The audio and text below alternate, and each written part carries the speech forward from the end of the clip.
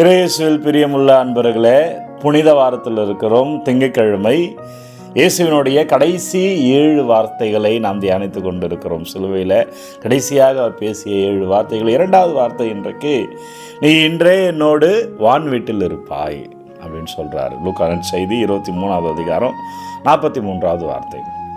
இந்த வார்த்தை அன்பர்களே ஒரு நம்பிக்கையை தருகிறது. பாவிகள் மனம் மாற, நம்ம எல்லாருமே பாவிகள் தான் இல்லைங்களா? பாவம் என்ன பண்ணணும்னா நம்மளுடைய ஒரு குற்ற உணர்ச்சியை கொண்டு வந்துவிடும். நம்மளோட நம்பிக்கையை அது குறைக்கும். நம்ம ஒரு இடத்துல நின்று விடுவோம். நம்மளோட வளர்ச்சி ஒரு தடையாக மாறிடும் பாவம். அப்போது இது மூலமாக ஆண்டவர் எதை திறந்து வைக்கிறார் என்றால், பாவிகளுக்கு ஒரு நம்பிக்கையை தருகிறார். நான் மன்னிச்சிருவேன், நீ என்கிட்ட வந்தா உனக்கு வாழ்க்கை உண்டு, நீ கான்ஃபிடென்ஸில் வளரலாம் அப்படின்னு ஒரு நம்பிக்கை. 2வது, மனிதனுடைய ஜட்ஜ்மெண்ட், அதாவது மனிதன் ஒரு தீர்ப்பு பெற்றுருவான். நீ இவ்வளோதான், நீ செஞ்சுட்டெல்லாம் அவ்வளோதான், நீங்கள் தான் நிற்கணும் அப்படின்னும் பொழுது ஆண்டவருடைய இரக்கம் மனிதனுடைய தீர்ப்பை தாண்டி நிற்கிறது. அந்த கடைசி நேரத்தில் அந்த நல்ல கல்வனுக்கு ஒரு வாய்ப்பு கிடைக்கிறது.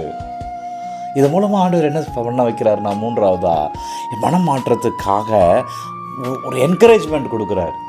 நீ மனமாறு, நீ வாழ்ந்துடலாம், மனமாறு உனக்கு பரலோகம் உண்டு, மனமாறு நீ வாழ்க்கையில் ஜெயிச்சிருவ, மனமாறு ஆசீர்வாதம் உனக்கு நிச்சயமாக உண்டுன்னு சொல்கிறாரு.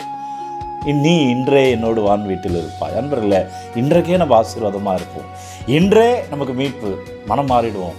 இன்றே ஆண்டவர்கள் ஆசீர்வதிக்கிறார், மனம் மாறிடுவோம். 2ஆம் வார்த்தை, God bless you, take care. நாளை இயேசு பேசிய 3ஆம் வார்த்தையோடு உங்களை சந்திக்கிறேன்.